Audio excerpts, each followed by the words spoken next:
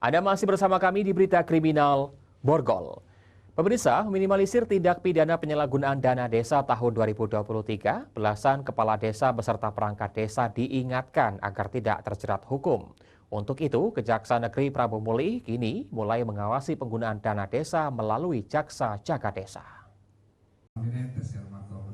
Kejaksaan Negeri Prabu Muli memanggil 13 kepala desa untuk diberikan penyuluhan hukum tentang mengelola dana desa. Bimbingan teknis di Posko Jaksa Jaga Desa diharapkan tidak ada kepala desa terjerat hukum akibat penyalahgunaan dana desa yang mencapai miliaran rupiah.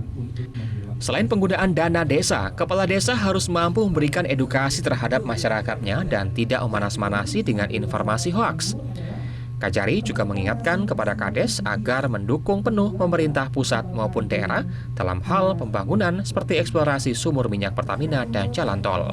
Pertama yang kita ingatkan mengenai pengelolaan dana desa itu harus sesuai dengan aturan yang ada.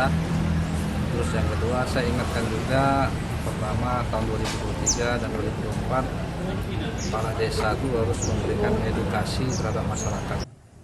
Roy Riyadi yang sudah menangani sejumlah kasus korupsi setahun terakhir ini menggambarkan sosok kepala desa sebagai nakoda di tengah samudra yang harus kuat memiliki petunjuk jangan sampai kapal yang dinakodai karam.